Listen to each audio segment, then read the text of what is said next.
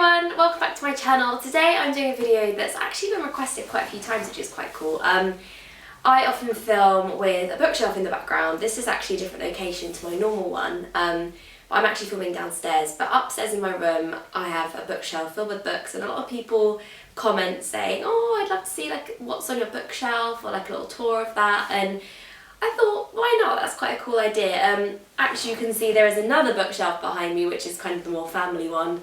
It's a bit more varied. There's like Alan Partridge and Tim Vine and football books and lots of kind of more random stuff. But I thought it was quite a nice location. We've got the sofas, it's a bit more chilled, get comfy, get a cup of tea. Yeah, I've got my books beside me, and I thought I'd talk you through some of my favourites, some of the things I'm reading, currently reading, wanting to read, and yeah, things like that. There's quite a lot of a chick lit kind of spin to it. I'm quite a big fan of chick lit and kind of more, I don't know, not girly novels, but I know there's kind of a bit of a stereotype attached to that, but I think when I read I like to kind of escape, and that's why I enjoy it so much. So I don't mind reading something if it's a bit more light-hearted, it's not too heavy. But of course I really would love to hear your suggestions to great reads too. Hoping we're going away next week, so to get a good little holiday book selection would be amazing. So yeah, please let me know your favourites too. I'm always open to trying new things, things a little bit out of my comfort zone, a bit heavier, a bit thicker. So yeah, let me know either way, but I'm going to talk you through some of my favourites now, so let's get going. Okay, so I've not got every single book I've ever loved on my bookshelf, unfortunately. Like, I don't have my favourite novels, I don't have ones I read at school that I loved. I really loved reading Tess of the D'Urbervilles, but I don't seem to have copies of things, so I thought I'd pick out some of the things I do have copies of that I've read recently. So the first thing I'm going to talk about is one of the books I finished quite recently, which is The Versions of Us by Laura Barnett, and this is her debut novel, and it is amazing. I saw this over lots of WH Smiths. I saw it kind of plastered in their charts, and that kind of pulled me in a little bit, and the great typography, but we don't judge books by their covers, do we? But anyway, I don't know if anyone has read Sliding Doors, but this is kind of, they say it's One Day Meets Sliding Doors, so it's kind of like a love story, but it's not soppy. It's a tale of two characters, and it basically tells the story in three different, like, what's the word I'm looking for? Three different sections. So you have kind of different alternative endings to their kind of lives, essentially, and it's just so interesting. At one point I did get a tiny bit confused, but I think that's more down to the fact that I was reading it last thing at night, so I was kind of reading the same few pages, and every night I'd be like, so hang on, what part of their lives are we on, like who's telling this? But it is amazing. If you can read this during the day when you're not falling asleep, it's one of the best books I've read. I cried and I laughed, and it's just so articulate and well written and really easy to follow, which I think when a book is told in those different ways, it needs to be quite easy to follow, otherwise you're going to be like worlds away. But yeah, I really recommend this. Even if you're not really into love stories, it's a really beautiful book as well. So this is one of my favourite new reads. Okay, so now on to two of my favourite authors. They probably won't come as a surprise to anyone. The first is Lindsay Kelk. Lindsay is amazing. I am a huge fan of hers, whether it's her online writing or writing away from books. But her books are my favourite, and they're the kind of books that kind of got me back into the love of reading after university, where I was like faced with like the Odyssey and huge books that were just like the kind of things that made me never want to read again. But her books are amazing. She's got the I Heart series, which I love. It's kind of set in New York, it's set in different cities around the world, and there's like a whole series of them, but there is kind of an order to them. I mean, it's not, you don't have to be governed by that order, like you can pick up anyone and kind of get slotted in at the right place, but there is an order to them. I can't remember that order, but I'll pop all the links below. But she is just a great writer. She's so funny, she's so easy to follow, and the I Heart series is just one of my favourites, and they're books that you can pick up again and again. I feel like you haven't read it and thought, oh, I don't need to read that again. Oh God, I suppose, like, I just could read these again and again, and I just really love them. She's got a few other books as well, so I'll pop some links and names because she is a top babe. Another one of my favourite authors, which seems very well timed, is JoJo Moyes. Me Before You is one of my favourite ever books, so when I heard the film was coming out this year, I was over the moon. I've just realised I can actually talk without having the book in my hand the whole time. when I heard the film was coming out, I was just like, oh my god, it was one of my favourite books for such a long time. It still is one of my favourite books, but it's just so, so wonderful. I won't spoil it because, I mean, the name is a bit of a giveaway, but I love JoJo Moyes. I really, really love her as Cecilia Ahern. They're both two of my favourite like female authors, and just I love their style of writing, and I think Me Before You was a really great place to start. I heard lots of things about it, and I'm sure you've probably all heard loads of things about it now the film is out, but if you're planning on seeing the film, I definitely recommend reading the book first if you get time. It's not important, it's not integral, but really, really recommend that. But yeah, it's just great, and yeah, all the tears. So another one of my favourite female authors, which I've actually noticed, I think nearly all of the books that I'm talking about are by female authors, which is totally unintentional, is Caitlin Moran. This was the first book I read of hers, which is How to Be a Woman. I also loved How to Build a Girl. I actually wrote a review for that on my blog, which is far more in depth than any of these mini bite-sized chats I'm doing. So it was really like an in-depth review where I spoke about how I could relate to it and how it resonated with me in like the period of my life. But anyway, less about that, more about this book. How to Build a Woman is hilarious. If you follow Caitlin on, I say Caitlin, okay, I can never say it right, but if you follow her on Twitter, you will know how amazing and funny she is, and her books are exactly like that. They're just so well written, humorous, and they're quite good because although they're not necessarily all stories, they're just like great anecdotes, and kind of, I think especially as a teenager, or 20 something, you can really relate to those different periods in your life and those feelings. And I think having a woman who can articulate those feelings and make you think, that's normal, it's not weird to feel like that, is amazing. This is a really, really old copy. It's really kind of getting a bit dog-eared and a bit grimy, but this is one of my favourite ever books. It's not a story, but I really, really love it. So yeah. Okay, on to a couple of my more millennial motivational books here. These are a couple of books that I picked up at the beginning of the year when, you know, it's January, you're wanting a bit of a restart and of a refresh, and I had so many things about both of these books. I'm sure without even looking you can guess, so I'll give you a minute to guess, but if you can't, of course it is The Life-Changing Magic of Tidying Up, and then Big Magic. I'll start with Big Magic because I love it. I've read it again, this is like where the bookmark is left, but this is the kind of book that if you need a spark of inspiration or motivation, this is it.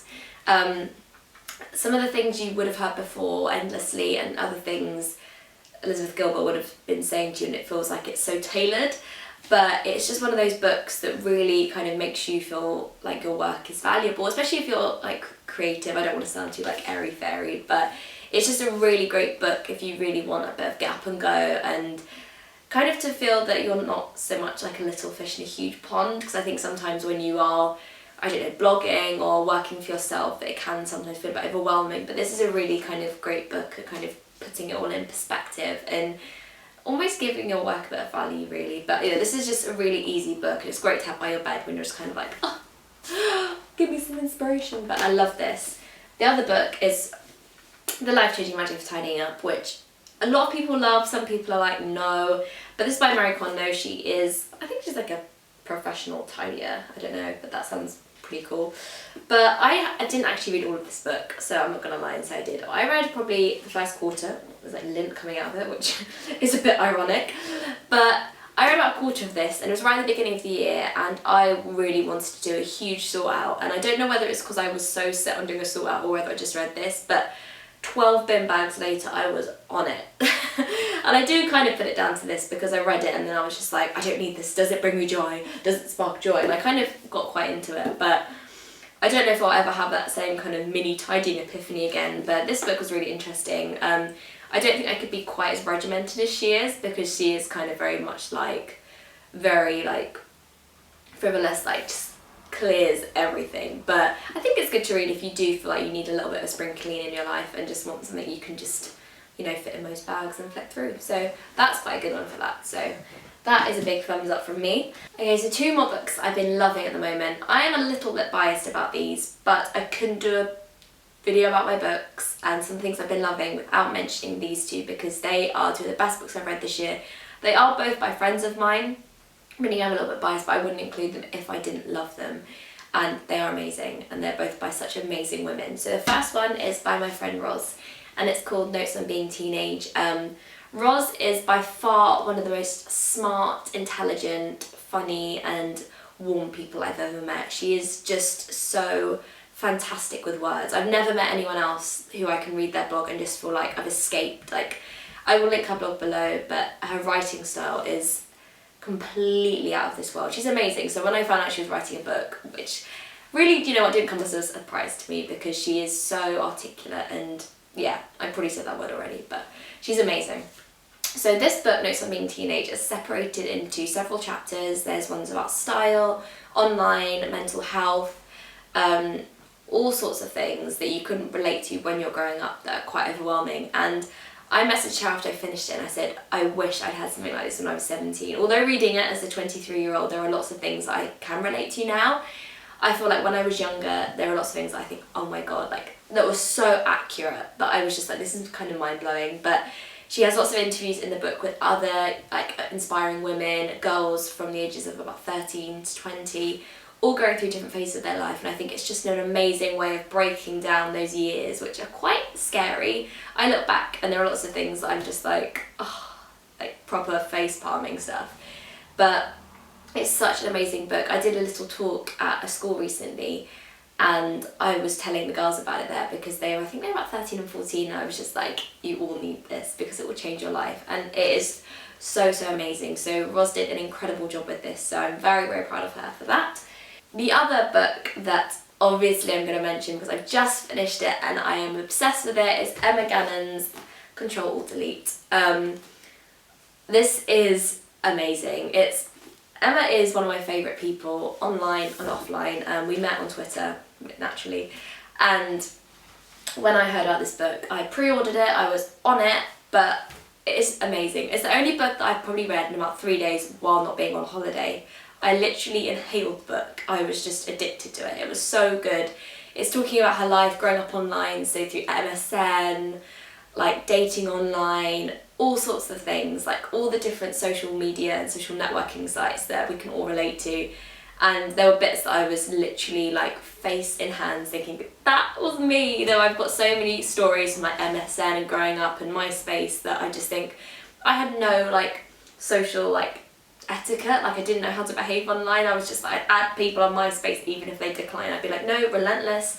And there are so many anecdotes in there that I just think, oh, that's exactly it. And I even cried at the end because there are some bits that I was just like, oh, it's so accurate, so spot on, and her writing style is so funny, it's so warm, and she's just fantastic. And like It's Not Funny, it is a must read, and I really recommend it to people who either grew up online and had the whole MSN experience, Facebook, dating, all the rest of it, or even people who aren't so familiar with it, because I think it's a really great way of kind of getting an insight to that kind of world as well. So I'm so thrilled with this book, and I will be passing it around to my friends. Actually, I won't, because I'll be telling them to buy their own because I'm going to cherish this one. So yeah, well done, Emma. Finally, I'm going to be talking about 2 books that I've not actually read yet, but are 2 books that I've recently ordered after finishing Emma's and needing some more variety in my life, because I've definitely caught the reading bug again. I went from reading all the time every evening to kind of falling out of the habit, which is quite a sad thing. I think with podcasts and Spotify, I was just kind of listening to my iPod instead of reading, but I have so much train time that I was like, no, this needs to change. So I've just picked up, firstly, Lean In by Sheryl Sandberg, which I feel like a lot of people know about already, but I've heard so many amazing things about this. I feel like it's another motivational kind of women supporting other women kind of book, but I'm really excited to read this. It's not that big. I feel like it's the kind of book I can just throw in my handbag and just kind of, you know, pull out on the tube and get some really cool inspirational things from. So fingers crossed for that. The other book is a fiction book, and it's Fangirl by Rainbow Rowell. I've heard a lot of great things about this. I think Zoe mentioned it in her book club video, but I've just heard lots of cool things. I don't know, I think I might have read about it in another article online, but yeah, it's just a book that I've heard cool things about, and I just wanted another kind of story to get stuck into and some more characters to really invest in. So yeah, I'm really excited to read that. So I really hope you enjoyed this video. I tried to keep it quite concise, which obviously means that you can't go into too much detail about each book.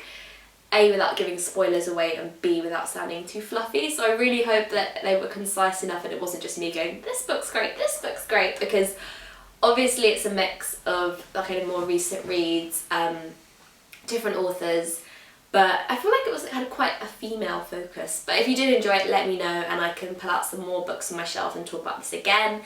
I thought I'd just see how this goes down. If there is more you'd like to see, please let me know. And yeah, I hope you enjoyed it, because that's a little taste of what's on my bookshelf. So if you did enjoy it, let me know and I can film something else again. So yeah. Anyway, I will see you soon. But thanks for watching. Give it a thumbs up if you enjoyed it. Bye!